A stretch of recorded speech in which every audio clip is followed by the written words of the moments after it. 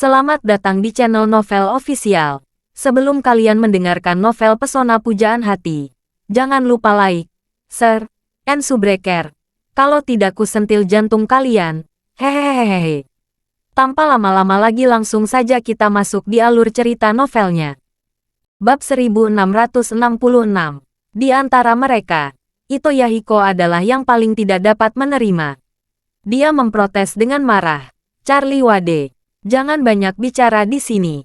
Saya baru saja menandatangani kontrak dengan Kobayashi Masayoshi dan menginvestasikan 4,5 miliar dolar AS tunai untuk mengambil 30% saham Kobayashi Pharmaceutical. Saya punya 30% sendiri. Bagaimana Anda bisa mendapatkan 90%? Apa yang kamu impikan? Charlie mencibir dan bertanya. Tuan Ito, kan? Coba saya tanya. Apa posisi Masayoshi Kobayashi di perusahaan ini? Apa haknya untuk menandatangani perjanjian seperti itu dengan Anda? Ito Yahiko berkata dengan dingin.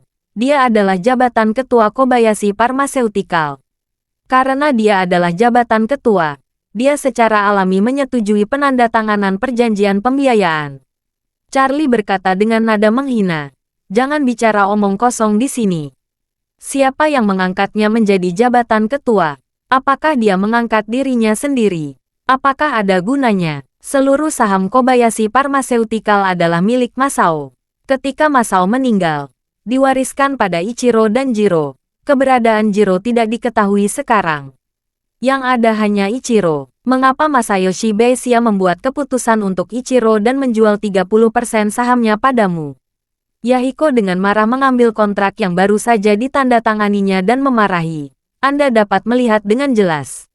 Kontrak ini ditulis dalam warna hitam dan putih. Keluarga Ito saya memiliki 30% saham Kobayashi Pharmaceutical. Dan saya sudah membayar uangnya. Oh, maaf, Charlie berkata dengan kosong. Orang yang menandatangani kontrak ini sama sekali tidak memenuhi syarat untuk menandatangani kontrak ini. Jadi kontrak ini juga tidak valid. Kamu bisa melakukannya sendiri. Pikirkan ini. Jika saya menandatangani kontrak bagi Anda untuk menjual seluruh pulau Jepang kepada Anda, apakah seluruh pulau Jepang akan menjadi milik Anda? Dengan mengatakan itu, Charlie mengambil fotokopi transfer ekuitas dari Paul dan melemparkannya ke depan Ito Yahiko dan berkata, "Ayo, lihat apa yang tertulis di sana." Ichiro telah secara sukarela menggabungkan 90% saham menjadi perusahaan farmasi Jiuxuan saya. Hitam di atas putih. Dan Anda harus mencari tahu satu hal. Ichiro adalah pewaris sah dari Kobayashi Pharmaceutical. Jadi perjanjian di tangan saya ini benar-benar sah secara hukum. Untuk bagian Anda, saya minta maaf. Itu hanya tumpukan kertas bekas. Bahkan jika Anda menemukan pengacara dan hakim Jepang Anda, saya yakin mereka tidak akan mengakui bahwa tumpukan kertas bekas Anda memiliki arti praktis. Kamu bajingan. Ito Yahiko juga pingsan. Dia telah kuat sepanjang hidupnya. Dan dia tidak pernah menunjukkan kelemahan di depan Yamaguchi Gumi. Tetapi dia tidak pernah berpikir bahwa dia akan bertemu orang yang tidak tahu malu seperti Charlie di sini hari ini. Namun, dia juga tahu bahwa kedua pengawalnya sekarang menjadi tidak berguna. Dan dia sama sekali bukan lawan Charlie untuk saham Kobayashi Pharmaceutical. Jadi, dia memprotes dengan marah. Oke. Karena Anda mengatakan Ichiro adalah pewaris yang sah, mari kita mundur memilih. Bagaimanapun, saya telah membayar 4,5 miliar dolar AS. Jika Anda mengatakan kontrak ini tidak valid, maka Anda harus mengembalikan uang 4,5 miliar dolar AS saya. Charlie bertanya dengan heran. Tuan Ito, apa yang Anda katakan? Saya tidak mendengarnya dengan jelas. Ito Yahiko berkata dengan marah. Saya katakan Anda harus segera mengembalikan 4,5 miliar dolar AS yang saya masukkan ke dalam rekening Kobayashi Pharmaceutical. Pengembalian dana, Charlie menampilkan dan berkata dengan nada menghina. Maafkan saya, Tuan Ito. Anda mungkin tidak cukup tahu tentang saya, Charlie Wade. Saya selalu memiliki aturan besi ketika saya berjalan di dunia ini. Saya tidak tahu jika Anda pernah mendengarnya. Ito Yahiko mengertakkan gigi dan bertanya, hukum besi apa? Charlie tersenyum dan berkata, aturan besi ini adalah, jangan pernah mengembalikan uang. Bab 1667. Tidak pernah mengembalikan uang. Ketika Yahiko mendengar ini, kepalanya yang berkilau hampir meledak karena marah. Dia menutupi dadanya, menunjuk ke Charlie dan marah padanya.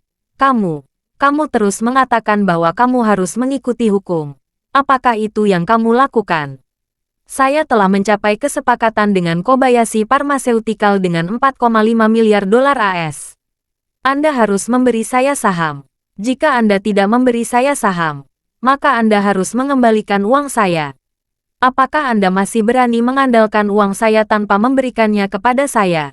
Charlie mengangguk dan berkata tanpa ekspresi, "Ya, saya ingin mengandalkan uang Anda. Uang itu ada di saku saya, dan saya memiliki keputusan akhir. Jika Anda meminta saya untuk mengeluarkannya dan mengembalikannya kepada Anda, apa saya harus mengembalikannya kepada Anda? Apakah aku, Charlie, ingin kehilangan muka? Kamu. Ito Yahiko merasakan sakit yang tajam di hatinya. Dia belum pernah melihat orang yang tidak tahu malu seperti itu dalam hidupnya. Jadi, dia memuaskan gigi dan memarahi. Saya masih tidak percaya. Apakah Anda pikir Anda dapat menelan 4,5 miliar dolar semaumu? Charlie mengangguk dan berkata sambil tersenyum. Bukankah aku sudah menelannya? Dan kamulah yang berinisiatif untuk memberiku makan. Yahiko hampir muntah darah. Pada saat ini, Charlie berkata kepada Ishak, "Ishak, minta Tuan Ito ini keluar dari sini." Ishak mengangguk, dan segera berjalan ke Ito Yahiko dengan beberapa bawahannya, dan berkata dengan acuh tak acuh, "Tuan Ito, tolong keluar dengan sukarela. Jangan paksa saya melakukan apapun. Jika Anda menolak, saya khawatir Anda tidak akan bisa bangun dalam 3 atau 5 bulan. Kamu berani mengancamku." Ishak tersenyum dan berkata, "Aku baik-baik saja. Aku hanya mengancammu dengan beberapa kata. Tuan Wade selalu memiliki temperamen yang buruk. Jika kamu tidak keluar, dia mungkin akan memukulmu." Ito Yahiko mengatupkan giginya dan marah di dalam hatinya. Tetapi dia tidak berani melawan di sini. Dia hanya bisa menahan kemarahannya dan berkata dengan dingin, "Oke, bagus sekali. Aku ingin melihat siapa yang memiliki ini. Jika Anda memiliki kemampuan, Anda dapat mengambil 4,5 miliar dolar saya. Saya akan menuntaskan masalah ini dengan Anda." Setelah mengatakan itu, Yahiko meninggalkan ruang konferensi dengan wajah gelap setelah menyatukan tangannya. Charlie melihat ke belakang dan tersenyum ringan. Dia pernah mendengar bahwa Yahiko selalu ingin berinvestasi di Kobayashi Pharmaceutical. Jadi dia ingin menikahkan putri Ito Nanako dengan Jiro. Memikirkan hal ini, Charlie merasa agak tidak senang di dalam hatinya. Ito Nanako menawan dan lembut seperti air. Dia pasti standar Yamato Nadeko. Menikahnya dengan Jiro. Ito Yahiko tidak begitu, kan? Menurutnya, Yahiko dan ibu mertuanya, Elaine, tidak terlalu berbeda. Keduanya adalah orang yang lebih suka mengenang kebahagiaan putrinya dan mencari keuntungan untuk dirinya sendiri. Oleh karena itu, dia tidak memiliki kesan yang baik tentang Yahiko. Akan baik untuk menyampaikan kesulitan untuk hal senilai 4,5 miliar dolar ini. Hiroshi mendatangi Charlie pada saat ini, dan berkata dengan hormat, "Tuan Wade, saya benar-benar minta maaf tentang ini. Saya tidak menyangka bahwa Anda sekarang adalah pemegang saham utama Kobayashi Pharmaceutical. Jika ada sesuatu yang tidak menyenangkan hari ini, saya ingin meminta Anda untuk lebih banyak memaafkan." Sebagai seseorang yang telah melihat kekuatan Charlie, Hiroshi Tanaka sangat mengagumi Charlie. Menghancurkan Kazuki dengan satu telapak tangan, dan membuat pengawal Yahiko tidak kompeten dengan satu tangan. Orang seperti itu, di mata Tanaka Hiroshi, sudah luar biasa kuat. Oleh karena itu, bahkan di Jepang sekarang, meskipun keluarga Ito memiliki pengaruh penuh di Jepang, Hiroshi masih merasa bahwa yang terbaik adalah keluarga Ito tidak memprovokasi Charlie. Jika tidak ada yang tahu apa yang akan terjadi pada seluruh keluarga Ito. Bab 1668. Charlie melihat bahwa Hiroshi masih belum pergi. Ekspresinya sedikit melunak, dan berkata, "Tanaka, tinggalkan informasi kontakmu. Saya mungkin akan menghubungi Anda di masa depan." Hiroshi segera mengeluarkan kartu nama dan menyerahkannya kepada Charlie dengan hormat. "Tuan Wade, Ini kartu nama saya. Mohon diterima. Charlie mengangguk, mengambil kartu nama dari tangannya, dan memasukkannya ke dalam sakunya. Tanaka Hiroshi membungkuk sedikit kepada Charlie, dan berkata, Tuan Wade, saya akan pergi sekarang. Setelah itu, dia meninggalkan ruang konferensi. Pengawal kedua itu Yahiko seperti pahlawan yang lengannya patah. Mereka mencengkeram lengan yang patah dan melarikan diri dengan panik. Ruang pertemuan kembali sunyi menjadi senyap. Semua orang memandang Charlie dan Ichiro dengan gugup, tidak tahu nasib apa yang menunggu mereka selanjutnya. Ichiro berdeham saat ini dan berkata, saya memberitahu Anda semua. Sebagai pewaris sah Kobayashi Pharmaceutical, saya memiliki kekuatan mengambil keputusan 100% atas Kobayashi Pharmaceutical. Perjanjian transfer ekuitas yang saya tanda tangani juga memiliki efek hukum 100%. Jadi sekarang Kobayashi Pharmaceutical sudah menjadi anak perusahaan Jiuxuan Pharmaceutical. Jika Anda masih ingin menghasilkan uang di sini untuk menghidupi keluarga Anda, harap patuh. Pada saat ini, seseorang bertanya, Ketua Lama memberi kami 30% saham eksekutif keluarga sebelumnya. Dan sekarang Anda telah memberikan 90% saham kepada orang lain. Bagaimana kepentingan kami dapat dijamin? Ichiro berkata dengan dingin. Di masa depan, Anda bisa mendapatkan 3% dari 10% saham saya. Saya dapat menjamin Anda ini. 30%. Menjadi 3%. Seseorang bertanya dengan marah. Dengan begitu banyak penyusutan, bagaimana kita bisa menghidupi keluarga kita? Itu dia. Bukankah ini membunuh kita? Itu benar. Jika kita terus seperti ini, cepat atau lambat kita akan mati kelaparan. Ichiro tidak pernah menyangka bahwa setelah pertarungan melawan Kobayashi Masayoshi, masih banyak orang yang melawannya. Dia tidak bisa menahan diri untuk berpikir di dalam hatinya. Masalah ini sangat rumit. Saya menyumbangkan 90% untuk Charlie Wade. Saya dipaksa untuk menggunakan bagian 90% ini dengan kebebasan yang tidak seimbang. Kalau tidak, saya tidak tahu berapa lama saya harus berada di bawah kandang-kandang di peternakan anjing itu. Tapi tentu saja tidak mungkin kelompok orang ini mau mengorbankan 90% dari kepentingan mereka sendiri. Charlie berkata dengan dingin saat ini, jika Anda tidak dapat menerima lamaran Ichiro, maka pergilah ke Departemen Sumber Daya Manusia untuk segera menjalani prosedur pengajuan diri. Ayo kita semua membongkar diri. Seseorang mencibir. Departemen Penelitian dan Pengembangan, Produksi, Promosi, dan Penjualan Kobayashi Pharmaceutical semuanya dilakukan oleh kami. Jika kami pergi, Kobayashi Pharmaceutical akan segera lumpuh. Kalian semua akan jatuh ke dalam kekacauan, dan kemudian Anda hanya akan menunggu kebangkrutan. Charlie tersenyum dan bertanya kepadanya, teman, kamu dari departemen apa di Kobayashi Pharmaceutical? Pria itu berkata dengan arogan, saya bertanggung jawab atas penelitian dan pengembangan. Saya adalah kepala departemen R&D. Pil perut Kobayashi dikembangkan oleh saya dan Tuan Jiro. Tanpa saya, seluruh penelitian dan pengembangan Kobayashi Pharmaceutical akan berakhir. Seseorang menggema. Itu benar. Jika Kobayashi Magawa meninggalkan Kobayashi Pharmaceutical, maka seluruh Kobayashi Pharmaceutical akan benar-benar kehilangan kemampuannya untuk berinovasi. Charlie mengangguk dan berkata sambil tersenyum. Oh, bagus. Saya sedang berpikir dalam perjalanan ke sini. Setelah bergabung dengan Kobayashi Pharmaceutical, kami harus melakukan reformasi drastis terhadap Kobayashi Pharmaceutical. Dan departemen pertama yang akan dipotong adalah R&D. Karena departemen Litbang Kobayashi Pharmaceutical tidak berharga di mata saya. Itu hanya sampah. Kobayashi Magawa berteriak dengan marah. Saya seorang lulusan pasca doktoral di bidang biofarmasi di Universitas Tokyo dan salah satu pakar farmasi terkemuka di Jepang. Departemen yang saya pimpin adalah yang terkuat di antara perusahaan farmasi Jepang. Beraninya Anda menyebut saya sampah. Charlie berkata dengan jijik. Pil perut Kobayashi yang Anda kembangkan, setidaknya 80% resepnya didinginkan dari resep Cina kuno.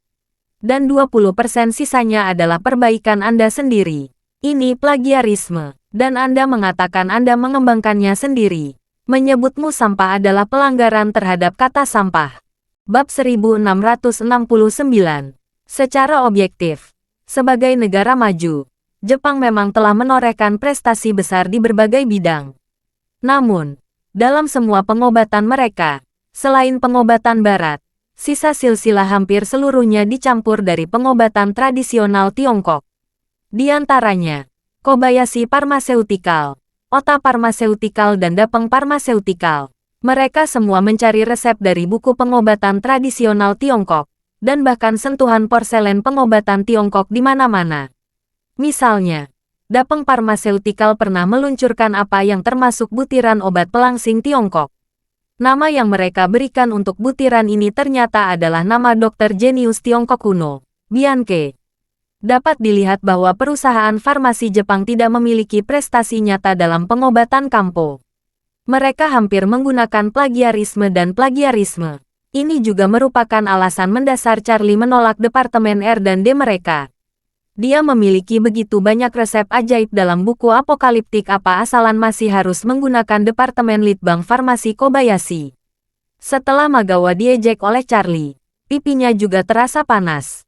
Apa yang terjadi pada Kobayashi Pharmaceutical? Magawa Kobayashi mengerti. Memang, seperti yang Charlie katakan, semua resep Kobayashi Pharmaceutical pada dasarnya berasal dari buku-buku pengobatan Tiongkok kuno. Jadi dia merasa merah dan merah saat ini. Tetapi dia tidak tahu bagaimana menyangkal kata-kata Charlie. Charlie memandang Kobayashi Magawa dan berkata dengan dingin, "Personil R&D seperti Anda yang hanya bisa menjiplak tidak ada artinya bagi saya. Jadi saya mengumumkan bahwa mulai sekarang, Departemen R&D Farmasi Kobayashi akan dibuka di tempat. Dan semua orang akan dikeluarkan. Tidak ada yang tersisa." Apa? Orang-orang dari Kobayashi Pharmaceutical di tempat kejadian hampir tidak bisa berkata-kata karena terkejut. Apakah Charlie ini terlalu kejam? Anda harus tahu bahwa ada lebih dari 100 orang di Departemen Litbang Farmasi Kobayashi. Di balik lebih dari 100 orang ini, ada lebih dari 100 keluarga. Lingkungan sosial di Jepang hanyalah satu orang dalam keluarga yang pergi bekerja. Sebagian besar yang bekerja adalah suami. Para istri mendukung keluarga dan merawat anak-anak di rumah. Situasi ini telah menyebabkan permintaan yang sangat tinggi terhadap stabilitas pekerjaan keluarga Jepang. Secara umum, kebanyakan orang Jepang dapat bekerja selama beberapa dekade hingga pensiun. Jadi bagi masyarakat Jepang, ketakutan terbesar adalah kemiskinan. Kobayashi Magawa juga ketakutan, meskipun penghasilannya sebelumnya tidak rendah. Tekanannya tidak kecil sama sekali. Harga Tokyo perumahan pada awalnya adalah yang tertinggi di Asia. Beberapa tahun yang lalu, ketika Kobayashi Pharmaceutical sedang booming, dia membeli sebuah apartemen besar di daerah perkotaan dengan hipotek. Pembayaran pinjaman bank bulanan lebih dari 4 juta yen. Selain itu, dia memiliki 2 putra dan seorang putri yang baru lahir. Selain istri, sebuah keluarga beranggotakan 5 orang. Semuanya mengandalkan penghasilannya. Awalnya, penghasilannya di Kobayashi Pharmaceutical sangat tinggi, sekitar 14 juta hingga 16 juta yuan per. Sehingga kehidupan sebelumnya sangat nyaman. Istri dan anak-anaknya juga menjalani kehidupan kelas atas, dan konsumsi sehari-hari juga sangat mewah. Namun, jika dia tiba-tiba kehilangan pekerjaannya sekarang, keluarganya akan segera mengalami defisit keuangan yang sangat besar, dengan setidaknya 10 juta yuan per bulan. Akan terjadi. Bab 1670. Magawa yang gelisah buru-buru menangis dan memohon. "Tuan Wade, saya adalah bakat tingkat tinggi di bidang agen biologi. Jika Anda memecat saya, itu pasti kerugian besar bagi Anda. Saya mohon, tolong izinkan saya bekerja di sini. Aku pasti akan bekerja keras untukmu." Charlie berkata dengan wajah kosong. "Apakah Anda tahu sekarang bahwa Anda memohon kepada saya? Maaf sudah terlambat. Anda harus melalui prosedur pengunduran diri hari ini. Jika tidak, perusahaan akan dengan paksa mengakhiri hubungan kerja dengan Anda." Setelah itu, Charlie memandang Ishak. "Usir dia dari sini." Ishak mengangguk, segera melangkah maju, meraih kerah Magawa seperti ayam, dan menyeretnya keluar. Pada saat ini, orang lain di ruang konferensi akhirnya menyadari situasi mendesak. Charlie telah memperoleh transfer ekuitas Ichiro. Dia sekarang adalah bos baru Kobayashi Pharmaceutical. Jadi dia memegang kekuatan hidup dan mati untuk semua orang yang hadir di tempat kejadian. Jika membuatnya marah, akan benar-benar dikeluarkan dari Kobayashi Pharmaceutical. Akibatnya, semua orang langsung berdiri di sana seperti burung puyuh, tidak berani bergerak, apalagi berbicara. Pada saat ini, Charlie berkata lagi, sejujurnya, di seluruh Kobayashi Pharmaceutical, saya hanya perlu mempertahankan departemen produksi. Departemen lain seperti R&D, promosi, dan penjualan semuanya dapat dihilangkan. Ketika kata-kata ini keluar, semua orang bahkan lebih ketakutan dan tidak berani mengutarakannya. Charlie melanjutkan, kemanjuran pil perut Jiuxuan bergantung pada komunikasi dari mulut ke mulut. Efek dari mulut ke mulut sebenarnya lebih efektif daripada jenis iklan apapun.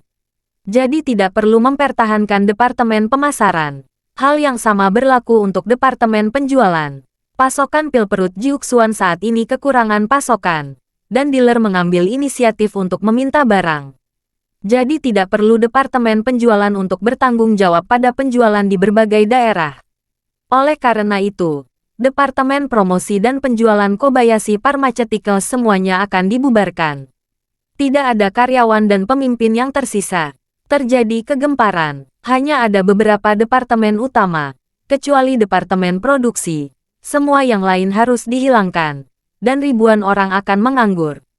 3/4 dari eksekutif Kobayashi Pharmaceutical di tempat kejadian juga akan kehilangan pekerjaan mereka. Apalagi situasi ekonomi global saat ini tidak terlalu baik. Krisis parubaya sangat serius. Dan banyak berita tentang orang parubaya di seluruh dunia menderita PHK dan akhirnya melompat dari gedung untuk bunuh diri. Sebagian besar eksekutif besar Kobayashi Pharmaceutical berusia antara 35 dan 55. Mereka termasuk dalam kelompok parubaya yang khas. Tiba-tiba kehilangan pekerjaan seperti langit telah runtuh. Seluruh adegan tiba-tiba menangis. Kebanyakan orang Jepang, seperti orang Amerika, adalah tipikal hedonistik dalam hal konsep konsumsi. Mereka tidak suka menabung, tetapi langsung membelanjakannya setelah memperolehnya. Mereka sangat tertarik untuk membeli rumah mewah, mobil mewah, villa kapal liburan, dan bahkan membeli pelayaran. Dan istri mereka tidak hanya tidak menghasilkan uang, tetapi juga menghabiskan banyak uang, yang selanjutnya meningkatkan pengeluaran sehari-hari keluarga. Penelitian telah menunjukkan bahwa wanita Jepang memiliki permintaan per kapita yang sangat besar untuk barang-barang mewah. 90% wanita Jepang memiliki setidaknya satu tas bermerek seperti Chanel, LV atau Gucci, belum lagi barang-barang mewah lainnya. Keluarga seperti itu tentu saja hidup sangat santai ketika tidak ada kecelakaan.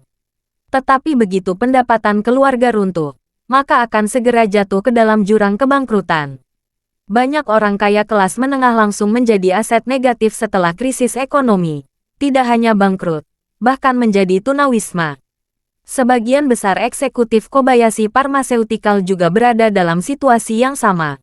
Jadi Charlie menyatakan bahwa mereka menganggur sekarang, yang hampir sama dengan menyatakan kebangkrutan keuangan keluarga mereka.